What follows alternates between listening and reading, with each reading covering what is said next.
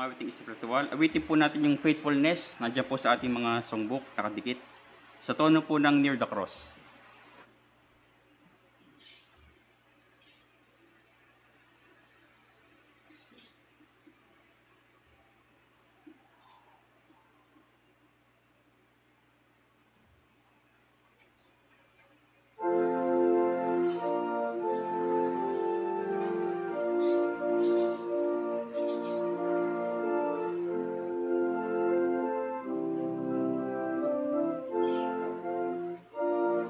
Faithfulness, sing. True and faithful we must be to our blessed Savior. We must serve Him faithfully with our love and labor. Faithfulness, faithfulness, faithfulness to Jesus. May we hear Him say, "Well done," when on high He sees us. Jesus suffered agony for His precious people. Never in a million years His cross, His people's faithfulness, faithfulness, faithfulness to Jesus. May we hear Him say, "Well done," when on high He sees us.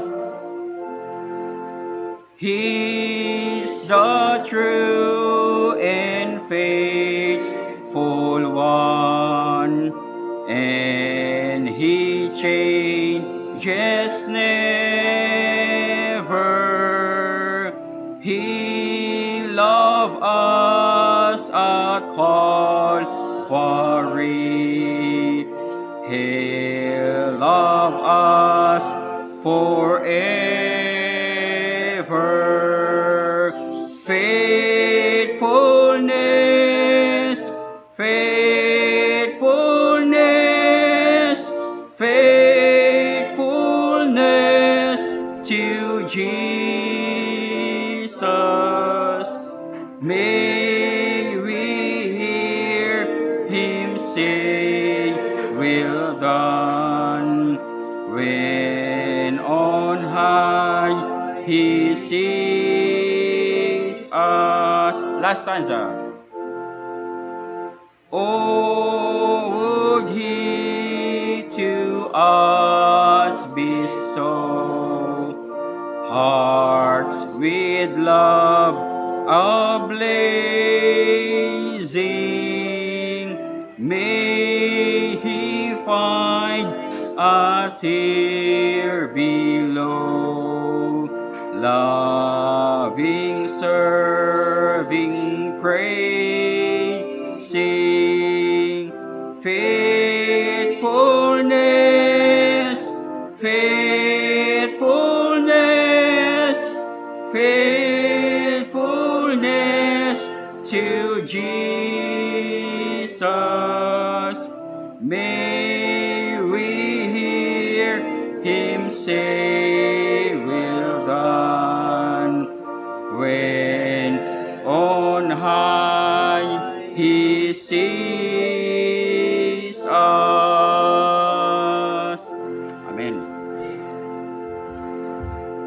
Ngayon pong hapon, sa muli po natin pakikinig at pag-aaral po ng salita ng ating Diyos, muli po naman natin tawagin ang ating mga ngaral, ang ating pangalawang mga ngaral, si Pastor Norman Millares.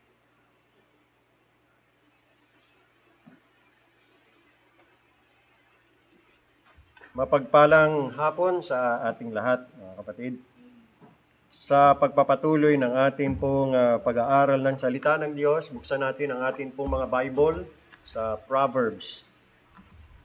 Proverbs chapter 16. Mga Kawikaan, Kapitulo 16, talatang 5. Sa King James Version, ganito ang sabi.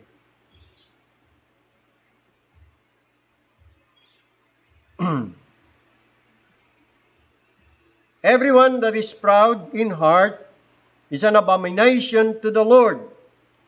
Though hand join in hand, he shall not be unpunished. Tagalog, bawat palalo sa puso ay kasuklam-suklam sa Panginoon. Bagaman maghawakan sa kamay ay walang pagsalang parurusahan. Pride, an abominable sin. Yan po pamagat ng atin pong pag-aaralan ngayon pong hapon. Tayo po ay muling dumulog sa Diyos panalangin. Tayo magsiluhod. Panginoon naming Diyos na makapangirit dakila sa lahat, maraming salamat sa iyong biyaya na muli nyo kaming tinipon upang sumamba sa inyo sa Espiritu at katotohanan sa pagpapatuloy ng amin pong paglilingkod sa inyo. Isa na namang pagkakataon para sa amin at pribilehyo na matunghayan ang iyong mga salita. Panalangin namin, Panginoong Diyos, mangusap kayo sa amin.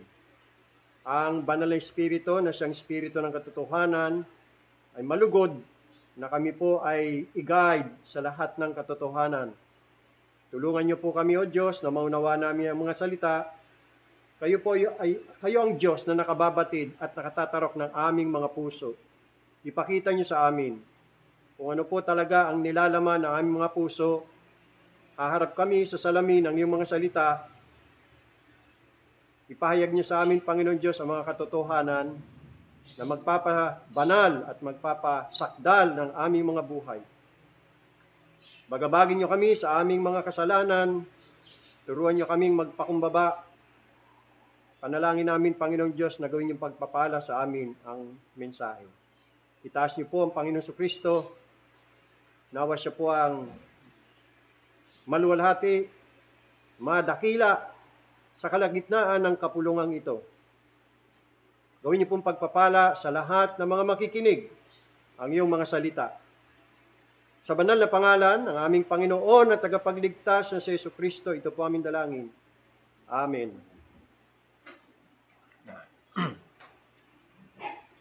Si Lucifer at ang kanyang mga anghel ay pinarusahan ng Diyos at sila po ay itinapon mula sa langit. Bakit? Because of pride. Si Adam at saka si Eve pinarusahan din ng Diyos at sila naman ay pinalayas mula sa Garden of Eden. Bakit? Dahil din po sa pride. Gusto nilang maging Diyos. Bakit pinarurusahan ng Diyos ang gayong uri ng kasalanan tulad ng pride? You know why? Because God extremely hates pride. Kinasusuklaman ng Diyos ang kapalaluan. Sa pag-aaral natin ito ay ating pong titingnan, una sa lahat, ang kalalagayan ng kapalaluan. At ikalawa ay ating pong susurin at iimbestigahan, mga kapatid, ang kalalaga o kondisyon o naidudulot nito, no, sa tao, itong kapalaluan. At sa ikatlo, sa pagtatapos ay titingnan po natin kung ano ang nagiging kahihinatnan ng mga palalo o ano ang nagiging consequence ng kapalaluan. Una ay ano ang kalalagayan ng kapalaluan. Ano ang kalalagayan ng kapalaluan sa Diyos? Ano ang tingin o damdamin ng Diyos sa kapalaluan? Sa ating teksto, napakaliwanag na sinasabi na everyone that is proud in heart bawat palalo sa puso ay kasuklam-suklam sa Panginoon. Dito rin sa Kawikaan, meron pong binanggit si Solomon na meron pitong mga bagay na kinasusuklaman ng Diyos. Basahin natin ang Kawikaan, Kabanata 6. Proverbs chapter 6, in verse 16. Ganito ang sabi, may 6 na bagay na ipinagtatanim ng Panginoon. Yung salitang ipinagtatanim ay kinasusuklaman o kinamumuhian ng Panginoon. Oo, 7 na mga kasuklam-suklam sa Kanya. Number 1, verse 17, may palalong mata, a proud look. Pagkatapos, binanggit din ang sinungaling na dila. Pagkatapos, mga kamay na nagbububo ng walang salang dugo, yung mga mamamatay tao. 18, puso na kumakatha ng mga masasamang akala. Pagkatapos, mga paa na matulin sa pagtakbo sa kasamaan. Sunod niyan ay sinungaling na saksi na nagsasalita ng kabulaanan. Tinalakay natin yan, yung false accuser, false accusation. Kinasusuklaman yan ng Panginoon. At ang nag-aasik ng pagtatalo sa gitna ng magkakapatid. 7. Number 1 sa listahan ng mga kasalanan na kinasusuklaman, kinamumuhian ng Diyos ay ang kapalaluan. Kayabangan, pagmamalaki, pagmamataas ng sarili, yung pagiging arugante, kinasusuklaman yan ng Diyos. Sa Kawikaan, Kabanata 8 naman, talatang 13, ganito naman ang ating mababasa. Proverbs chapter 8, verse 13. 8:13 ng Proverbs, sabi rito, ang pagkatakot sa Panginoon ay ipagtanim ang kasamaan. The fear of the Lord is to hate evil. Ano yung evil? Pride and arrogancy and the evil way and the froward mouth do I hate. Nakita ba? Nakita ba natin? God hates pride. God hates arrogancy. God hates evil way and the froward mouth. God hates it. God hates them. Kapalaluan, kahambugan, masamang lakad, masamang bibig, kinasusuklaman ng Diyos. Pride is nothing else but sin. An high look and a proud heart and the plowing of the wicked. God said it is sin. Kawikaan 21. Proverbs 21 verse 4. Ang mapagmataas na tingin. Proud look. Nabasa natin kanina sa 6:16 o 6:17. Ang mapagmataas na tingin at ang palalong puso, siyang ilaw ng masama, ay kasalanan. Kapag ka ang kasalanan ito na parang ahas ay pumulupot na sa puso, ginagawang hambog, ginagawang mayabang ang puso. Nakita niyo kung saan nagsisimula ang kayabangan? Sa puso. You see, the sin of pride, yan ay lumulungga. Yan ay namumugad sa puso ng tao at hindi napapansin niya ng tao sa kanyang sarili sapagkat yan ay nakukubli at nakatago. Ngayon, bago tayo pumalaot dito sa talatang ito at sa iba pang mga talata na nagsasabing ang puso ay naglulungga o ang kayabangan ay naglulungga sa puso, tanungin natin, paano ba natin malalaman ng tao ay mayabang? Narito ang checklist na pwede natin gawing evaluation para malaman kung ang isang tao ay mayabang. Narito po ang mga palatandaan. Kasi makikilala ang tao na mayabang sa salita at sa kanyang mga gawa. At suriin din natin ang ating mga sarili kung tayo ito. Handa na kayo? Meron akong babasahin, siguro mga kulang-kulang 30 ito, na mga description o paglarawan ng isang taong hambog o palalo. Number 1, masyado kong self-conscious. Madalas kong i-replay sa aking isipan kung paano ko ginawa, kung ano ang sinabi ko, kung paano ko nakikipagsalamuha sa iba at iba pa. Ako ay labis na nag-aalala tungkol sa kung ano ang iniisip ng mga tao sa akin. Lagi kong iniisip ang mga bagay na ito. Next, number 2. Madalas kong ikinukumpara ang aking sarili sa iba. Performance-oriented ako. Pakiramdam ko ay mas malaki ang halaga ko kung gagawa ko ng mabuti. Ikatlo, nais kong makatanggap ng kredito at pagkilala sa aking ginagawa. Gusto kong makita ng mga taong ginagawa ko at ipaalam sa akin na napansin nila. Na-offend o nasasaktan ako kapag hindi nila ginagawa. Masyado akong nag-aalala tungkol sa aking reputasyon. At nagagalit kapag hindi nila ako maintindihan. Pang-apat, gusto kong ma-impress sa akin ang mga tao. Gusto ko ipaalam ang aking mga nagawa. Pang-lima, ako ay selfishly ambitious. Gusto ko talagang mauna. Gusto ko magkaroon ng posisyon o title. Mas gusto kong mag-lead kaysa sa sumunod. Mas gusto kong mamuno kaysa maging taga-sunod. Pang-anim, masyado akong mapagkumpetensya. Gusto kong laging manalo o lumabas na nasa tuktok at nakakaabala sa akin kapag hindi. Pang-pito, gusto kong maging sentro ng atensyon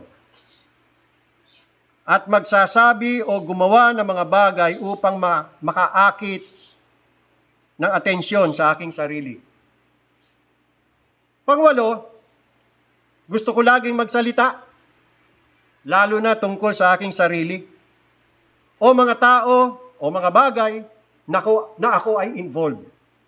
Gusto ko malaman ng mga tao kung ano ang ginagawa o iniisip ko. Mas gugugulin ko pang magsalita kaysa makinig. Pangsyam, hindi ako masyadong nasasabik na makita o maging matagumpay ang iba.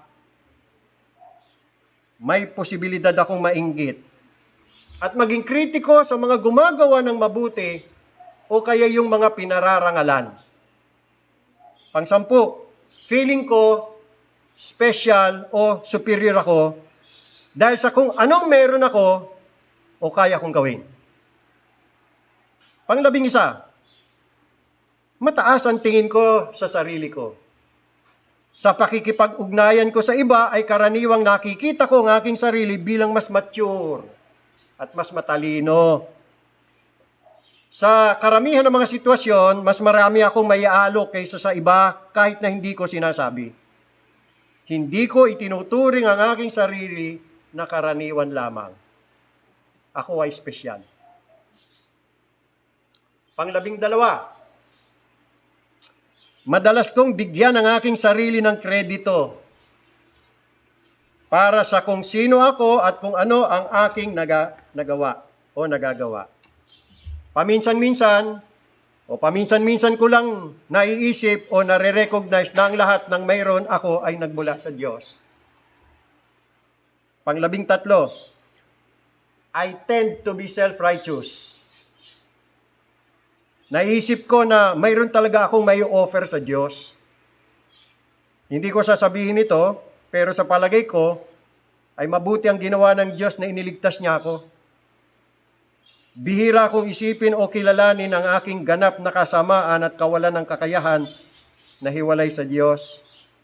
Palagi ako nakatuon sa mga kasalanan ng iba. Hindi ko ibinibigay sa Diyos ang kredito para sa anumang antas ng kabanalan sa aking buhay. Ang kredito ay nasa akin, sa aking nagawa. Pang-14, feeling ko, deserving ako. I think I deserve what I have. Pang-15, maaari akong mainggit o magselo sa iba sa mga kakayahan, ari-arian, posisyon o mga nagawa nila. Gusto kong maging kung anong iba, o gusto kong magkaroon ng kung anong mayroon ang iba.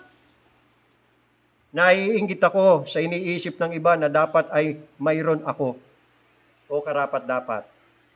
Nahihirapan akong maging masaya para sa iba kapag sila ay pinagpala ng Diyos. Pang-16, mayroon akong know-it-all attitude. Ako ay humahanga sa aking sariling kaalaman. Pakiramdam ko ay wala akong masyadong matutunan sa ibang tao, lalo na sa mga hindi gaanong mature kaysa sa akin.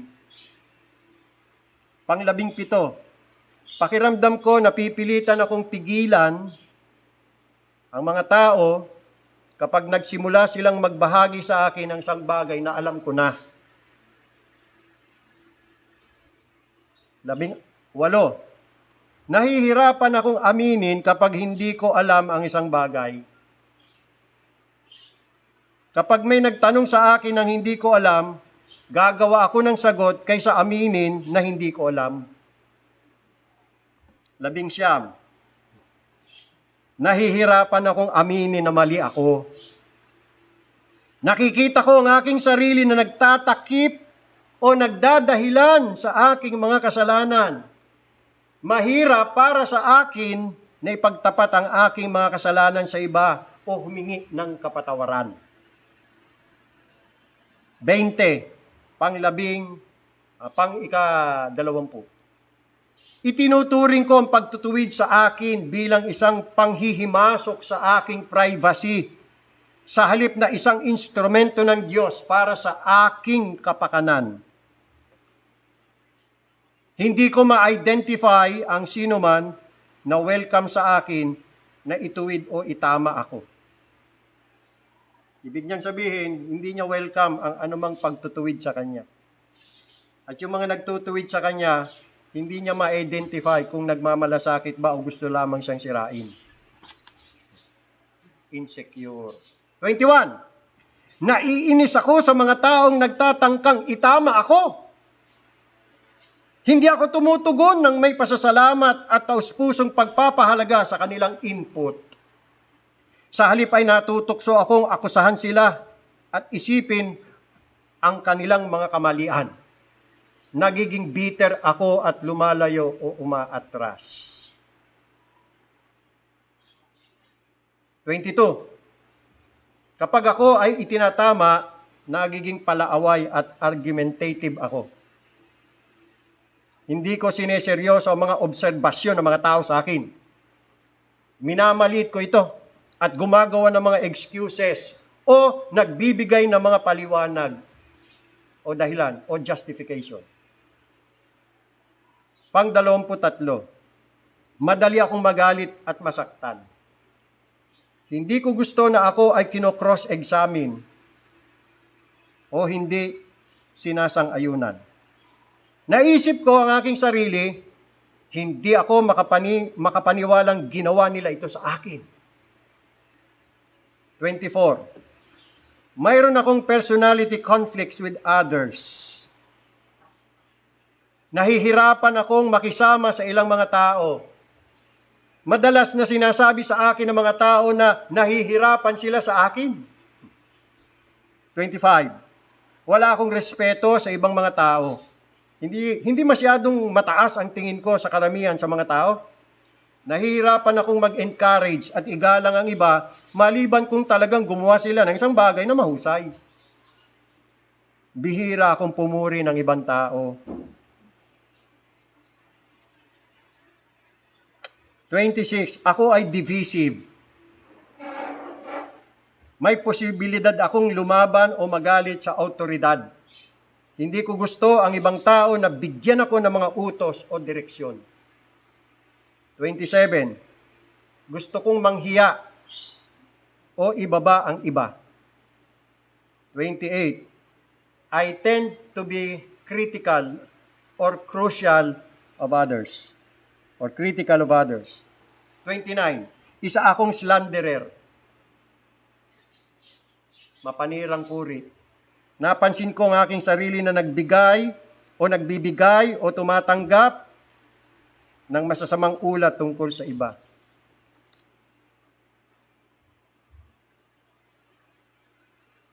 Ano masasabi niya sa tao na?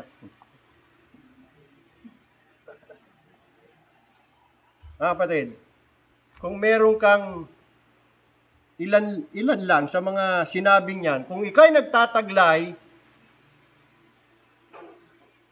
ng ilan sa mga nabanggit patungkol sa iyo, o ngayon, alam mo na kung ano ka. You see, a proud person is always concerned of himself. He is self-willed, self-conceited, self-seeking, self-pleasing, and self-righteous. Puro self. Pride is the exaltation of self. Puro ako, si ako. Di ba sinabi na ni Pablo yan sa 2 Timoteo, Kabanata 3, na sa huling mga panahon, ang tao po ay magiging makaako. Pag-ibig sa sarili nang higit kaysa sa pag-ibig sa Diyos. Ang mga tao, lalo na sa ating panahon, mas pinahahalagahan nila ang kanilang mga sarili kaysa sa Diyos. Those are proud who have high opinion of themselves, and they are fond of human applause. Ungodly men love to boast of themselves. Yung isa, pinahalagahan niya, talaga naman, yung kanyang kagandahan. O, yung isa naman, yung kanyang kagwapuhan. Ang isa naman, kanyang ipinagmamalaki yung kanyang kalakasan. Yung isa naman, yung kanyang tapang. Ang isa naman, pinagmamayabang niya, ipinaparada niya ang kanyang sarili dahil siya ay mayaman. Ipinagmamalaki niya ang kanyang kayamanan. Ang isa naman ay kanyang dinidisplay yung kanyang ability, yung kanyang talino, yung kanyang wit, intelligence, or mental acumen. O yung iba naman ay kanilang ibinabandera at kanilang ipinangangalandakan yung kanilang mga accomplishments and attainments. Pride. Pride. Pride ang nangingibabaw sa kanila. Sabi po ng ating teksto, everyone that is proud in heart is an abomination to the Lord. Napansin nyo? Proud in heart. Kanina, nabasa natin sa chapter 6, proud look. Pagsamahin natin, proud heart and proud look. You see, bago pa ang tao ay magkaroon ng proud look, nag-umpisa ito sa pagkakaroon ng proud heart.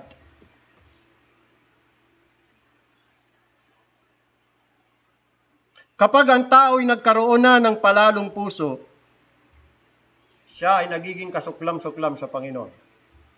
Kinasusuklaman siya ng Panginoon. Sana maintindihan natin yan. At hindi lamang natin maintindihan, maramdaman natin kung anong nararamdaman ng Panginoon sa mga taong palalo. Kinasusuklaman, kinamumuhian ng Panginoon ang mga taong may palalong puso.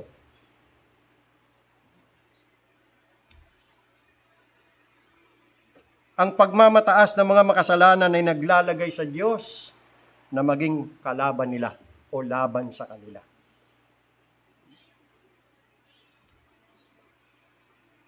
Ang pride, yan ang makikita natin sa mga Pariseo sa panahon ni Jesus Christ. Ang pride characterized the prophecies of old, the Pharisees of old. Puro mga hambog at mayayabang ay magpatalo sa Panginoong Hesus At umahanap sila ng paraan, paano kaya natin to madidikdik tong taong ito?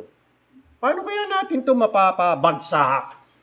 Paano kaya natin to mapapahiya? Lagi lang tayo pinapahiya Ganun ang mga Pariseo. They dearly love human praise. The human applause. Every proud Pharisee na nagtitiwala sa kanyang sarili na siya'y matuwid. At the same time, hinahamak ang iba. Minamaliit, ibinababa ang iba. At kanyang ikinakatwiran o ginajustify ang kanyang sarili sa harapan ng mga tao. And that is, my brothers and sisters, is an abomination in the sight of God. Sabi ko sa inyo nung paman mga kapatid, Natalakay na natin yan tungkol sa mga Pariseyo. Ang taong hambog, hindi lamang niya itinataas ang kanyang sarili, ibinababa din niya ang kanyang kapwa. Double. Parang two-edged sword eh. Ang tindi. Tataas niya sarili niya, tapos hahamakin niya ang kanyang kapwa. Minamaliit niya. Ganun po yun. Diba? Nakita natin yan doon sa panalangin ng Pariseyo. Diba dalawang nanalangin, Pariseyo at yung publikano? Bumira yung Pariseyo eh. Binira niya yung publikano eh. Una, pinuri muna niya ang kanyang sarili. Ako'y nag-aayuno, ako'y naglilimos, at hindi ako katulad nun. Bumira po eh. Bumira yan. Hindi na kontento sa pagmamataas ng kanyang sarili. Binira pa niya yung taong pobre. Kaawa-awang tao na naroon sa isang sulok, hindi makatingin sa altar, dinadagukan niya ang kanyang dibdib at kanyang sinasabi, Diyos ko, mahabag kayo sa akin na isang makasalanan. Yun ang humility, yun ang pagpapakumbaba. Samantalang itong Pariseyong ubod ng yabang, walang magaling kundi ang kanyang sarili. Yun, magkatandem yan eh, yung pagtaas ng sarili at paghamak ng kapwa. Magkasama yan sa isang mayabang na Pariseyo. Kahit hinahangaan niya ang kanyang sarili at hinahaplos siya ng iba ng paghanga at papuri, tandaan natin, siya ay kasuklam-suklam sa Panginoon. Kahit na tingin ng kapwa niya o ng ibang mga tao na siya ay dakila, na siya ay magaling, na siya ay kahanga-hanga, tandaan natin sa paningin ng Diyos, siya ay taong kasuklam-suklam. Hinahamak siya ng dakilang Diyos, kinasusuklaman siya ng banal na Diyos. Anong gusto mo? Hangaan ka ng tao, kasuklaman ka ng Diyos. Ikalawa, anong dinudulot ng kapalaluan? Ano nangyayari sa kapalaluan?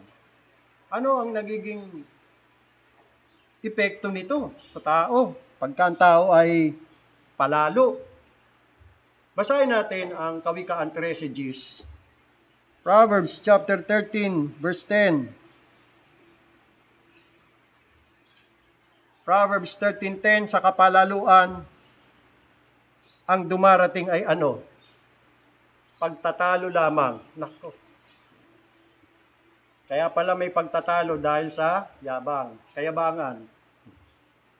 Nakita nyo? But with the well-advised is wisdom. Yan, kaya nauwi sa pagtatalo eh. Eh lalo na kung ang dalawang taong nag-uusap parehong mayabang. Hindi magpapatalo sino man. You see? Kaya mauwi yan sa round 1, round 2, round 3, round 4. In other words, mauwi sa boxing. Suntok ka na. Gusto mo, sapakan na lang tayo. Sabi ng isang pastor doon sa katunggali niyang pastor eh. Hindi magkasundo. Hindi magkaigihan sa kanilang diskusyonan. Hinamon na ng pastor. Sabi ng pastor, gusto mo, suntukan na lang tayo. Dito! Dito, sa loob na ito. Tapos ang mga nanonood, kapwa pastor. Di sigawan na sila, dito kay Lodi. Kanya-kanya na ng manok. Totoo po yung mga kapatid, may nangyaring ganyan. Hindi magpapatalo sino man dahil puno ng kayabangan eh. Pero yung taong pantas, ganyan napayuhan, the well-advised is wisdom. Titigil yan. Hindi na makikipagtalo yan. You see? Kaya pala may pagtatalo dahil sa kayabangan eh. Ayan mga kapatid. Yung mga ayaw, tayong mga ayaw magpatalo, sige, anong gusto nyo? Babagan na lang. Murahan na lang. Suntukan na lang. Hanggang sa patayan na lang. Hindi matatapos yan pagka talaga may pride. Sapagkat ang sabi ng salita ng Diyos, only by pride cometh contention. Taga natin sa bato yan. So kung ayaw natin ng gulo, ayaw natin ng pagtatalo, ayaw natin ng pag-aaway-away at pagkakampi-kampi, bumaba na tayo. Baba na. Dahil kung walang bababa sa sino man, ay talagang magpapang-abot na. Because only by pride cometh contention. Sa kapalaluan, dumarating ang pagtatalo lamang.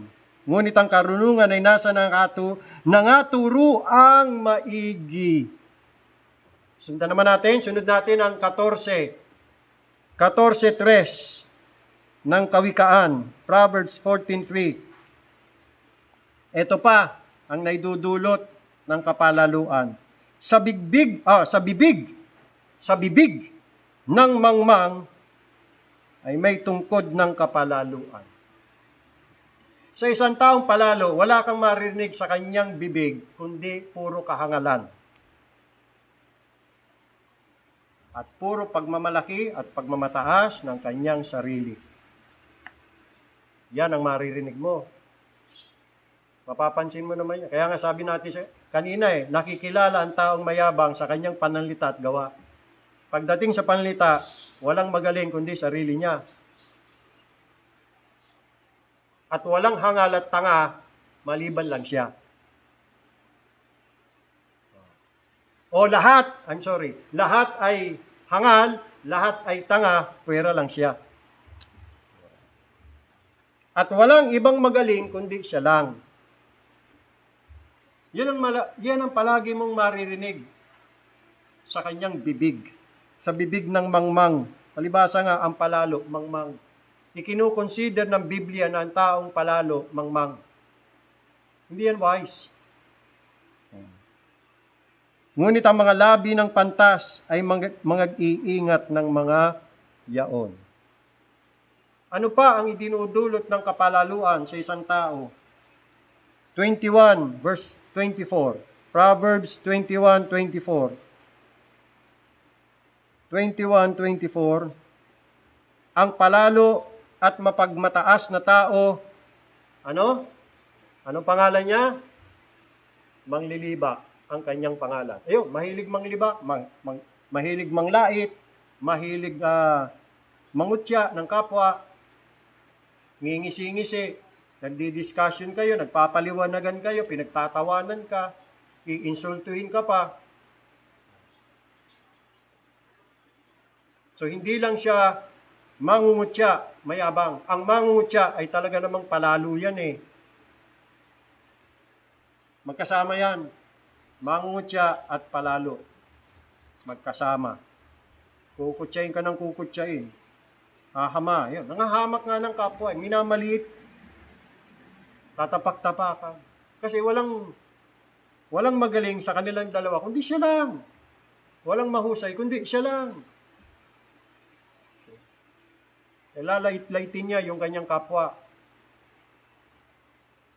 Lilibakin niya. Scorner siya Diba? Proud and haughty scorner is his name, who dealeth in proud wrath. Proud wrath. Because he has a proud heart.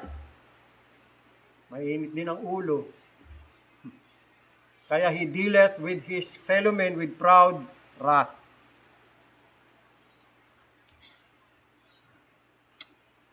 Paalala ito sa atin.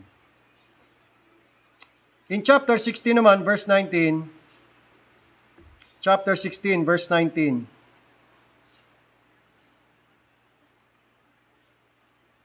maigi ang magkaroon ng mapagpakumbabang loob na kasama ng dukha, kaysa sa bumahagi ng samsam na kasama ng palalo. Ito ay isang paradox na hindi maintindihan at hindi maunawa ng mga musmos ng sanglibutang ito o ng mga hangal at mangmang ng sanglibutang ito, na mas mabuting maging mahirap at mapagpakumbaba kaysa maging mayaman at mapagmataas. Dahil ginagawang kaaway ng taong Diyos at ang dyablo na kanyang Panginoon. Yan ang naidudulot ng kapalaluan at ng kayamanan. Kadalasan nga, kung sino yung mayaman, yung pang mangyayabang. Di ba? At dahil dyan, ginagawa nilang kalaban ng Diyos at ginagawa nilang Panginoon ang dyablo. Kaya sabi ni Solomon, mas maigi pang dukha at mapagpakumbaba kesa yung mayaman at mayabang.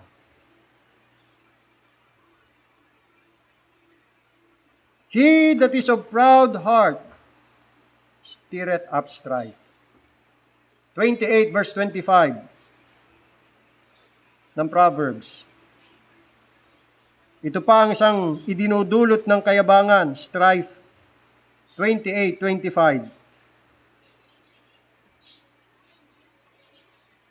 Siyang may sakim na diwa ay humihila ng kaalitan. Sa English, King James Version, he that is of a proud heart stirreth up strife. Bakit?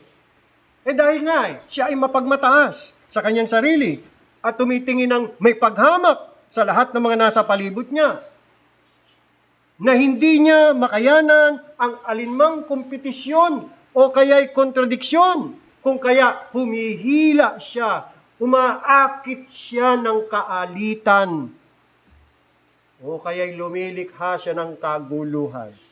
Hindi niya matagalan, hindi niya matiis na siya'y malamangan ng kanyang kapwa. At dahil dyan, hindi siya patatalo. Kaya anong gagawin? Hihila siya ng kaalitan, hihikayat siya, lilikha siya ng kaguluhan.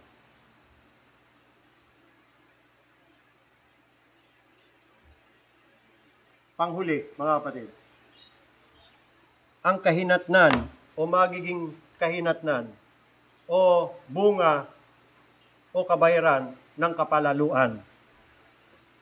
Balikan natin ang ating teksto. This is 5, Proverbs chapter 16, verse 5. Bawat palalo sa puso ay kasuklam-suklam sa Panginoon. Ito, bagaman maghawakan sa kamay, ay walang pagsalang parurusahan. Parurusahan ng Panginoon ang mga palalo. Sigurado yan, parurusahan yan. Since pride is an abomination in the sight of God, and God hates that kind of sin, God hates pride and arrogancy, therefore He will punish those who are proud of themselves.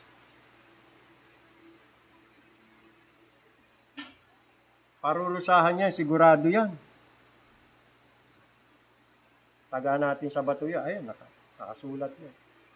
Hindi lamang punishment, mga kapatid. Ito pa, kahihiyan. Bibigyan siya ng Diyos ng kahihiyan. Ganito naman ang sabi sa Proverbs 11, verse 2. Proverbs 11:2.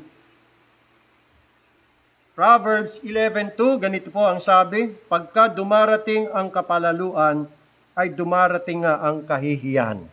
Nakita nyo? Ipakikita sa kanya ng Panginoon na ang kasalanan ng kapalaluan ay kahiyahiyayan sa Panginoon.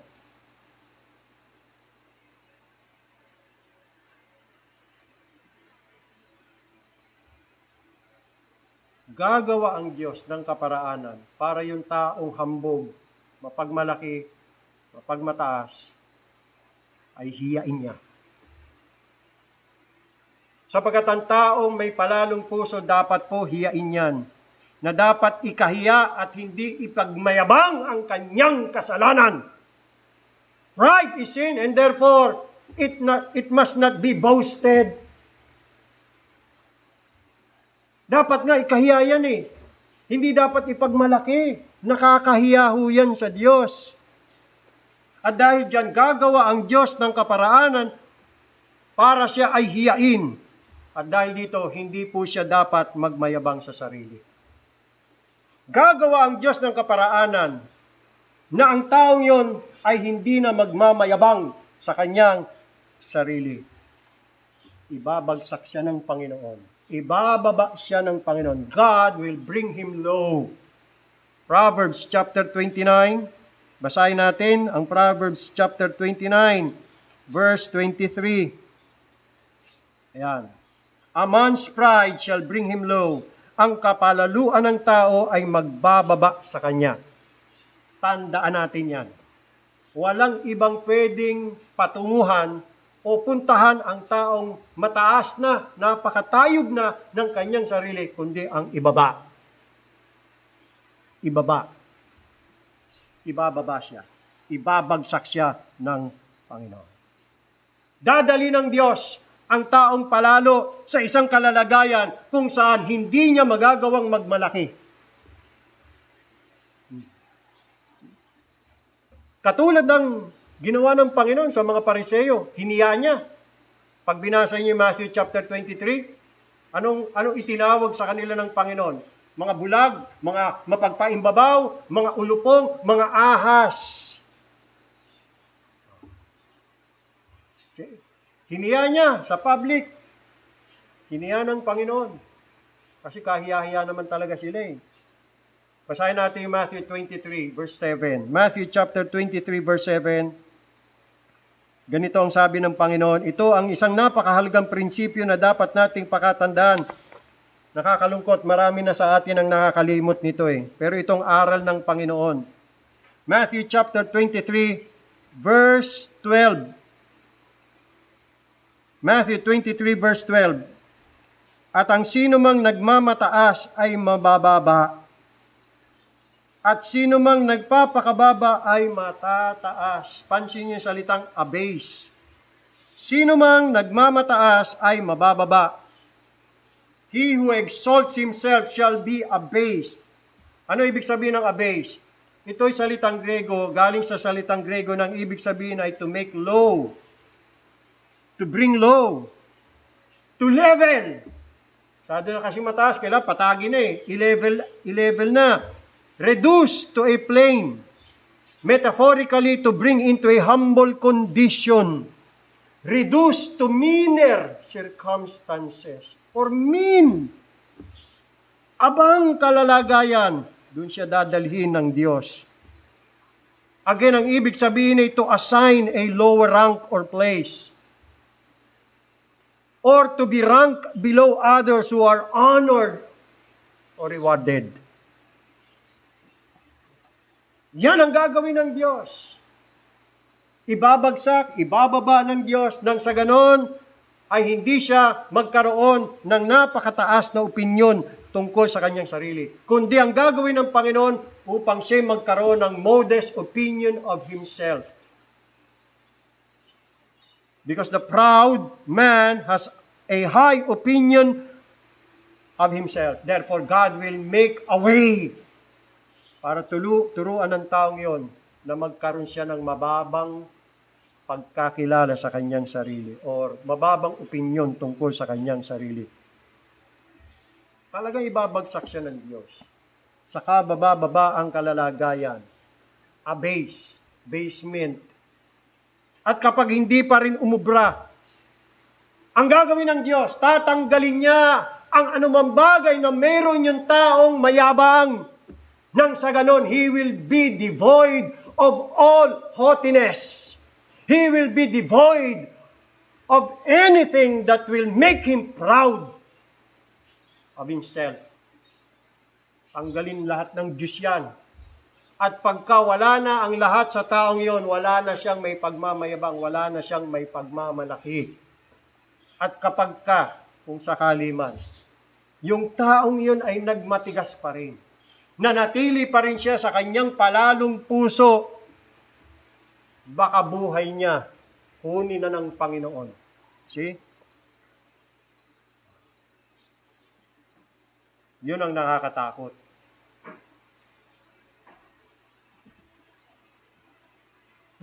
Maraming halimbawa, mga kapatid, makikita natin sa Biblia ng mga ibinagsak, mga binaba ng Panginoon. Ganyan ang ginawa ng Diyos, di ba, sa isang hari na ubod ng yabang, na walang iba kundi sino? Si Nebuchadnezzar. Tingnan niyo ang kanyang ginawa. Basahin natin sa Daniel chapter 4. Daniel chapter 4. Daniel kabanata 4. Umpisa natin sa talatang 29. Daniel chapter 4 verse 29. Sa katapusan ng 12 buwan ay lumalakad si Nebuchadnezzar sa palasyo ng hari sa Babylonia. Ang hari ay nagsalita at nagsabi, tingnan nyo tingnan yung panalita niya, hindi baga ito ang dakilang Babylonia na aking itinayo, na pinakatahan ng hari sa pamamagitan ng lakas ng aking kapangyarihan at sa ikalululahati ng aking kamahalan? Puro ako. Samantalang ang salita ay nasa bibig pa ng hari, ay may isang tinig na nanggaling sa langit na nagsasabi, O Haring Nabucodonosor, sa iyo'y sinalita, ang kaharian ay mahihiwalay sa iyo. At anong mangyayari? Ikaw ay palalayasin sa mga tao, at ang iyong tahanan ay mapapasama sa mga hayop sa parang. Ikaw ay pakakanin ng damo na gaya ng mga baka, at makapitong mangyayari sa iyo. Si Nebuchadnezzar, haring napakatayog, napakataas. Sa sobrang tayog, nagalit ang Panginoon dahil nga ang kapalaluan ay kinasusuklaman ng Panginoon. Binaksak siya. Gaano katindi ang pagkabagsak? Talagang sa lupa. Nagmistulang hayop si Nebuchadnezzar. Yung kinakain ng mga hayop, yung kinakain ng mga baka, damo, yun din ang kanyang kinain. Tinuruan siya ng Panginoon ng leksyon. Kakain siya ng damo na gaya ng mga baka, at makapitong mangyayari yan sa kanya. Hanggang kailan? Hanggang sa iyong maalaman na ang kataas-taasan ay nagpupuno sa kaharian ng mga tao at ibinibigay sa kanino mang kanyang ibigin. Diyos lamang ang kataas-taasan sa lahat, hindi ang tao. Kaya kapag may taong nagtatangkang gusto rin niyang maging mataas, naku po, galitan Diyos, makikikumpetensya sa Diyos Ganyan din, ginawa niya kay Lucifer. Gusto rin maging Diyos ni Lucifer. Nag-ambisyon ng mataas na posisyon. Gusto rin makipantay sa Diyos. Aba, hindi pwede yun. Nilalang lang naman siya. Kaya ang Diyos ang lumalang. Ba't siya makikipantay sa lumalang? Hindi naman siya lumalang. Hindi naman siya manlilika. Binagsak siya. At bakit? Sapagkat nasusuklaman Diyos sa kapalaluan. Nakita? So yan ang nangyari kay Nebuchadnezzar. Kaya ito, verse 33, Nang oras ding yaon ay natupad ang bagay kay Nabucodonosor at siya'y pinalaya sa mga tao. Hindi na siya mukhang tao Nakisama na siya sa mga hayop at kumain ng damo na gaya ng mga baka, at ang kanyang katawan ay nabasa ng hamog ng langit hanggang sa ang kanyang buhok ay lumagong parang balahibo ng mga agila. At ang kanyang mga kuko ay parang mga kuko ng mga ibon. Tama ba? Yung sinabi ni Solomon, a man's pride shall bring him low. Ay talaga ito, very low. Kung ano tugatog niya, kung anong taas niya, siya namang lagapak niya, siya namang baba niya.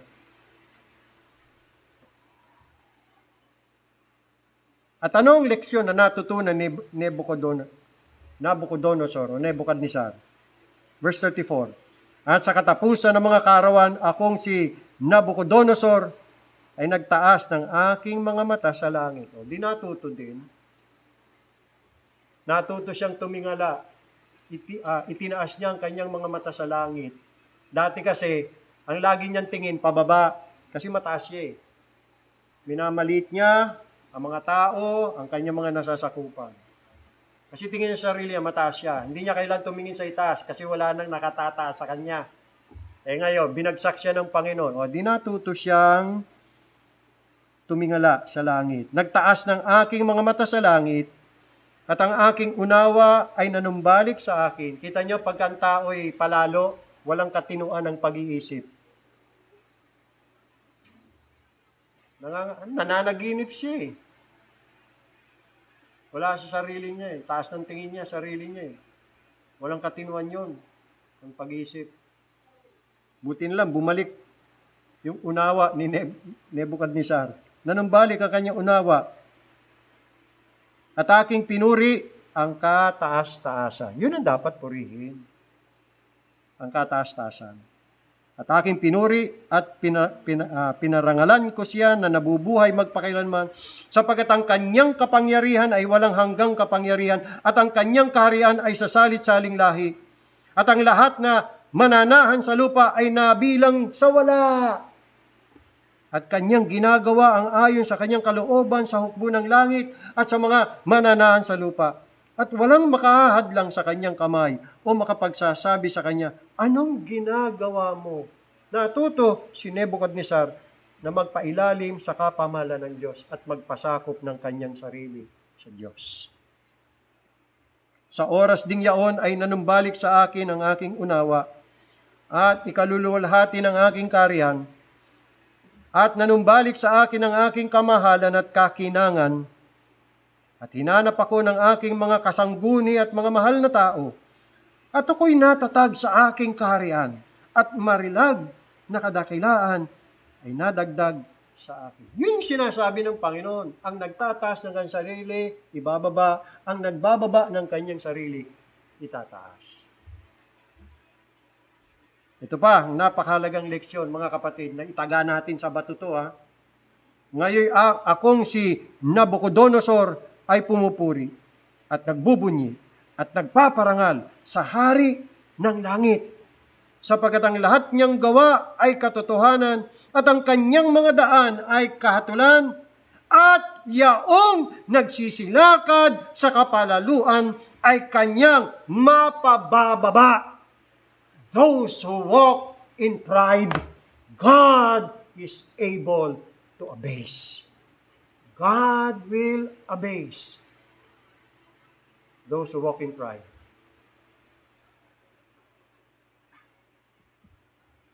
Matagal ng prinsipyo yan, matagal ng aral yan, maraming nakakalimot. Tanda natin yan. Sino mang magmamataas, ibabagsak ng Diyos. Sure bulya, absolute yan. Sinabi niya, gagawin niya yan. Kaya pag tayo nagmayabang, nagmalaki mga kapatid, tanda niyo, ibabagsak tayo ng Panginoon. Hintayin niyo lang. Darating din yung araw na yan. Maaaring hindi agad ngayon, maaaring hindi agad bukas, sa makalawa, may oras, may panahon ng Diyos. Pero isa lang ang sigurado, ibabagsak ka. Para hindi ka magmayabang. Kakalusin ka ng Panginoon. Tatapusin niya kayabangan mo. Kaya nakakatakot mga kapatid, magmalaki, magmayabang. Nakakatakot yung asal na hambog at mayabang. Nakakatakot. Nakakatakot talaga yan. No? Yan ang natutunan. Pangatlo, magkakaroon ng distraction. Proverbs 16:18. Balik tayo sa Proverbs chapter 16. Distraction na. Kung si Nebukadnezar ay hindi nanumbalik sa kanyang sarili, hindi nanumbalik ang kanyang unawa, nagmayabang pa rin, baka hindi lang yung kanya abutin, distraction na. Sapagkat ang sabi ng Proverbs 16:18, ang kapalaluan ay nagpapauna sa kapahamakan. Pride goeth before destruction, and an haughty spirit before a fall. At ang mapagmataas na diwa ay sa pagkabuwal. Yan ang ginawa ng Diyos kay Herod na napakayabang. Doon sa Acts chapter 12, verse 21, sinuot niya ang kanyang haring kasuotan, umupo sa kanyang trono, at siya'y nagtalumpati. Nung narinig siya ng mga tao, sabi ng mga tao, tinig ng Diyos yan, hindi tinig ng tao yan. Nagalit ang Diyos because God hates pride. It's an abomination to him. Kaya ang anghel ng Panginoon ay itinumba siya. The angel of the Lord smote him. Why? Sapagat hindi niya ibinigay ang kaluwalhatian na para lang sa Diyos. At siya ay nabuwal, siya ay tumumba, namatay, inuod. Buhay pa, inuud na. Di ba, napakaliwanag? Tapat at totoo ba ang Diyos sa kanyang sinabi? Tapat ba totoo ang Diyos sa kanyang mga salita? Yes! Ibubuwal ng Diyos, ibabagsak ng Diyos ang mga lumalakad ng may kapalaluan ng puso. He who walks in pride, God is able to obey. He is able and God will do it.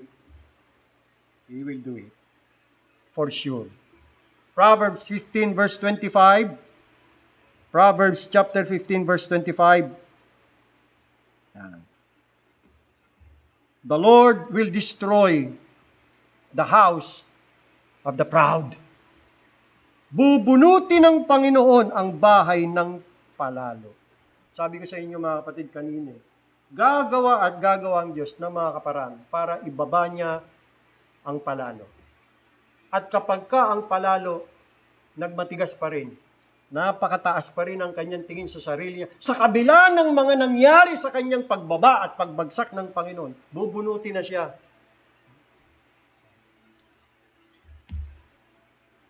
Bubunutin na siya ng Panginoon. Itutumba na siya ng Panginoon. Ibubuwal na. Gaya ng ginawa niya kay Aaron. Tanda natin, before destruction, the heart of man is haughty. Sabi ng Proverbs 18:12. Before destruction, the heart of man is haughty. And before honor is humility. Gusto mo ng distraction? Magmayabang ka. Gusto mo ng karangalan? Magpakumbaba ka. Humility and dependence upon God are the essential character of Christianity or essential to the Christian character. The opposite, which is pride and self-sufficiency, they are the traits or character or conduct ng mga unregenerate. And they will surely lead them to shame, destruction, and ruin. Sabi ng isang mangangaral nung panahon, 16th century, sabi niya, humility glorifies God. Pride dishonors God. Humility makes men like angels. Pride makes angels to become devils. Humility is the temper of holiness. Pride is folly. Humility is the way to glory. Pride is the way to ruin and confusion. Humility makes saints on earth. Pride undoes them. Humility beautifies the saints in heaven. Pride disgraces a man on earth. God loves humility. Satan solicits pride. Again, sabi ng ating teksto, everyone that is proud in heart is an abomination to the Lord. Pride is like a serpent that is lurking in our hearts. At kapag yan ay namugad na at nanahana sa ating mga puso, mga kapatid, ibubuwal tayo ng Panginoon. Therefore, away with pride. Sometimes we do not know kung anong tunay na kondisyon ng ating mga puso. Sabi nga ng Jeremiah chapter 17 verse 9, the heart is wicked above all things and desperate. The heart is desperately wicked. At ubod ng sama. At sino ang nakakaalam? Magi yung tao na nagtataglay ng kanyang puso, hindi niya alam kung anong tunay na kalalagayan ng kanyang puso. Sapagkat ang kayabangan nagsisimula sa puso, hindi natin namamalayan, hindi natin nakikita. Minsan wala tayong kamalay-malay at kaalam-alam na meron na palang kayabangan sa ating puso. Nakatago eh. Nung nalaman natin, huli na, binagsak na tayo ng Panginoon. You see? Walang sino man nakakalam ng tunay na kalagayan ng kanyang puso, kundi sino ang Panginoon. Sabi niya, ako ang Panginoon na nakakaalam ng pag-iisip ng tao at nakatatarok ng puso ng tao. Therefore, ipanalangin natin sa Panginoon, search me, O God, and know my heart, and try me, and know my thoughts, and see if there be any wicked way in me, and lead me to the way everlasting. Oo, Panginoon, Ikaw ang nakababatid ng aking puso. Tingnan niyo ang kalagayan at anyo ng aking puso kung may kayabangan. At kung may kayabangan, o aking Panginoon, alisin niyo ang kayabangan yan. Papagpakumbabain po ninyo ako upang ako'y wag maging mataas sa inyong paningin. Away with pride, pride, pride, pride. Simula, pag yan ay nag-umpisa ng gumapang sa ating mga puso, gawin natin ang lahat, alisin natin, gawin natin lahat, paslangin natin, patayin natin ang kayabangang iyan bago pa lumala.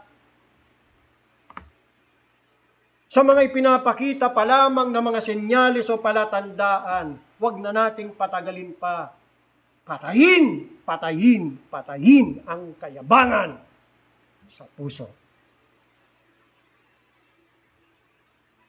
Bakit ang Diyos nagpapadala ng mga kadalamhatian, kapigatian, kahirapan sa buhay para tanggalin ang ating mga kayabangan? Pinaunawa yan sa akin ng Panginoon. Kapag nakikita niya ang kanyang anak, meron ng gumagapang na kayabangan at pumupulupot na sa kanyang puso. Gumagawa ang Diyos ng kaparaanan para alisin niyo.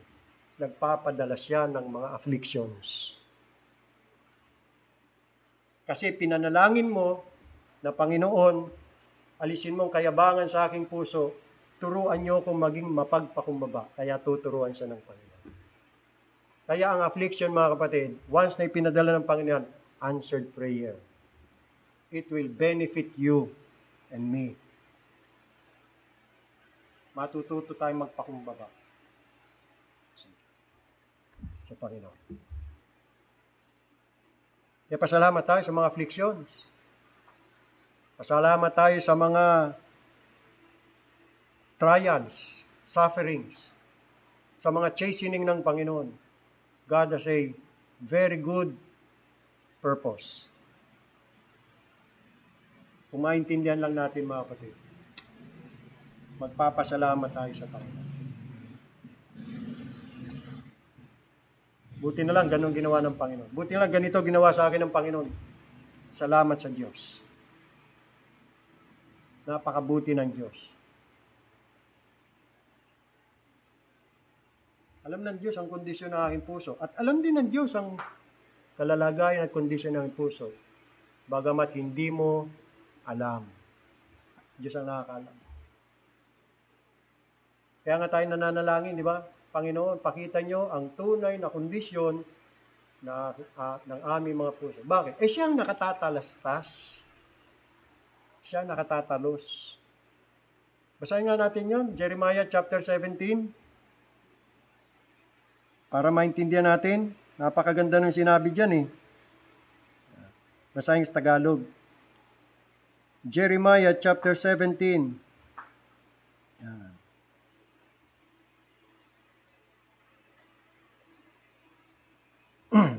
Verse 9, ang puso ay magdaraya ng higit kaysa sa lahat na bagay at totoong masama.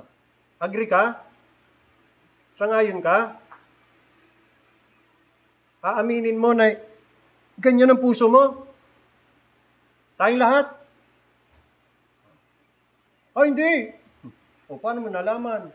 Sabi diyan, sinong makaalam? Alam mo ba? O kung hindi, paalam sa iyo ng Panginoon. Bigyan kanya ng chastisement. Bigyan kanya ng affliction. para lumitaw. Makita mo. Sino nakakaalam? Walang nakakaalam. Maski nga yung may-ari ng puso Hindi niya alam At dahil dyan, sabi sa verse 10, akong Panginoon ay sumisiyasat ng pag-iisip, aking tinatarok ang mga puso.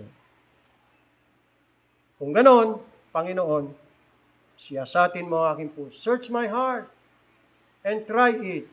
Let me know my heart. Let me know kung anong aking kaisipan.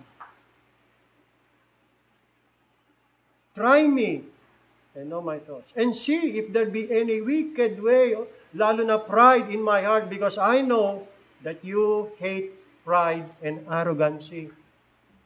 Baka kinasusuklaman nyo na ako Be honest, mga kapatid. Let's all be honest and sincere sa Panginoon. Kaya magkaroon tayo lagi ng regular check-up ng ating mga puso. Magpa-check up tayo sa Panginoon. Pag-pray natin ang kondisyon ng ating mga puso, baka may sawa na dyan ng kayabangan. May anaconda na. Nung una, bulati pa lang lumalaki ng ulo. So, naging sawa na. Sumunod, anaconda na. Dinilamon ka na ng yabang. Pagka ganyan, sabihin na natin, Panginoon, bagsak niya na ako. Walang sino mang tao sa mundong ito ang nakapagpamalas ng isang perpektong larawan ng kaamuan at pagpapakumbaba, kundi ang ating Panginoong Hesukristo. Iminungkahi ni Jesus Christ ang kanyang sarili bilang ating halimbawa. Sa pamagitan ng pagpapakita sa kanyang sariling perpektong katangian, ang kambal na kapatid ng kaamuan at pagpapakumbaba. Meekness and humility. Kambal yan. May kaamuan na, may pagpapakumbaba pa. Ang kanyang ang kabuuan ng kanyang buhay ay isang dakila at patuloy na pagbaba. Wala tayong nakita sa ating Panginoong Hesus na nagmataas siya, nagmalaki siya.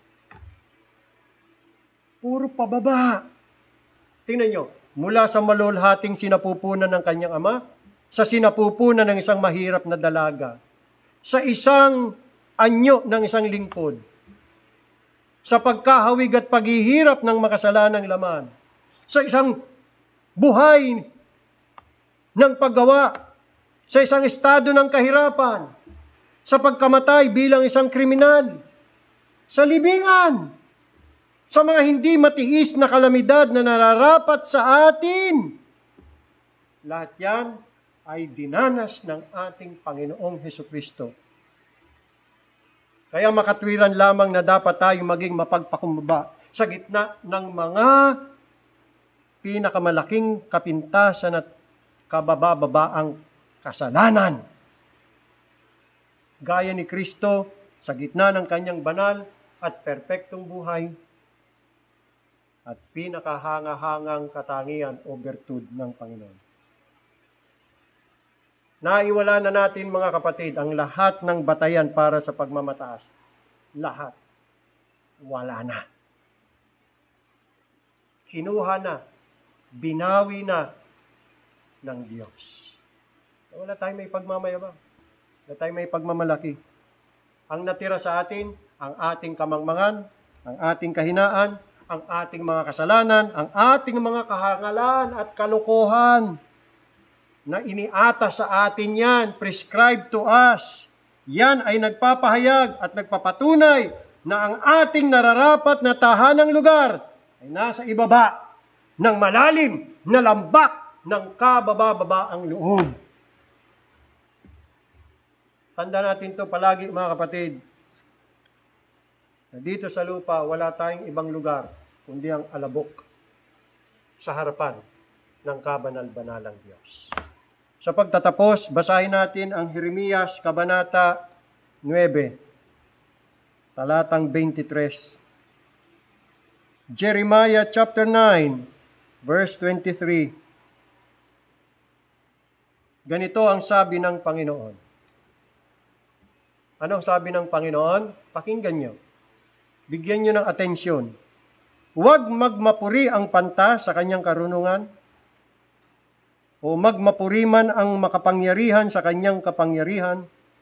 Huwag magmapuri ang mayaman sa kanyang kayamanan, kundi magmapuri sa ganito ang lumuluwalhati, na kanyang nauunawa at kanyang nakikilala ako, na ako ang Panginoon, na nagsasagawa sa lupa ng kagandahang loob, kahatulan at katwiran. Sapagkat sa mga bagay na ito ay nalulugod ako, sabi ng Panginoon. Pagpalain ng Panginoong Diyos ang mensahe sa ating mga puso. Tayo po ay lumuhod sa Diyos at manalangin.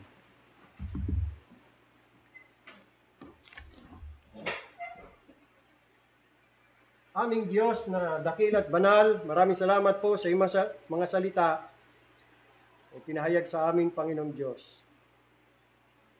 Napakahalagang mensahe na dapat naming ingatan at sikaping maisagaw at maipamuhay. Totoo po, Panginoong Diyos, pinakita niyo sa amin na kayo lamang ang nakababatid ng tunay na kondisyon ng aming mga puso. Kadalasan, niloloko pa kami at nililinglang mismo ng aming mga sarili. May mataas kaming pagtingin sa aming mga sarili. Hindi namin alam na kami pala'y baliwala. Turuan niyo kaming magpakumbaba, Panginoong Diyos. Salamat sa mga pagtuturo po ninyo. Salamat sa mga affliction, sa mga trial, sa mga chastisement. Natututo kami na magpakababa at magpakumbaba.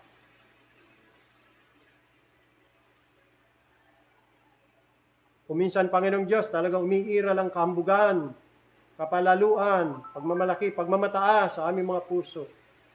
Pagka ganyan ang nangyari, Panginoong Diyos, tulungan niyo kaming ito'y aming paslangin. Matuto kaming magpakababa at magpakumbaba sa iyong harapan. Patuloy niyo kaming turuan, Panginoong Diyos, ng mga mahalaga niyong aral at may apply namin ang lahat ng yan sa aming mga buhay. Pagka kami nakalimot, Panginoong Diyos, ipaalala niyo po sa amin ito upang may tama namin muli ang aming mga kamalian at ituwid po ang aming mga kalikuan. Maawa kayo lagi sa amin, Panginoong Diyos. Pagpalain niyo ang aming mga buhay, pagpalain niyo ang aming mga pamilya, pagpalain niyo po ang mga iglesia ng Panginoon Jesucristo, at ang iyong mga mangaral at mga lingkod na tunay niyong tinawag, pagpalain niyo ang kanilang mga ministeryo at pamilya nila. Mahabag kayo lagi sa amin. Ama, amin pong pinapanalangin ang aking apo na may sakit ngayon, mataas ang lagnat, pinagpe-pray po namin siya. Maawa kayo, Panginoong Diyos, na siya inyong hipuin, at sa awat biyaya ho ninyo, gagaling din siya, lalakas ang kanyang katawan. I-provide niyo po ang kanilang pangangailangan, at umaasa ho kami, O Diyos, sa inyong awa at biyaya, at siya gagaling. Maraming salamat po. Ang lahat nito aming dalangin, sa banal na pangalan ng aming Panginoon, tagapagligtas na si Jesucristo. Amen. Awitin po natin ang doxology. Sambahin pa rin natin ang ating Diyos. Praise God from whom all blessings flow. Praise Him all creatures here below. Praise Him above the heavenly host. Praise Father, Son, and Holy Ghost. Amen. Amen.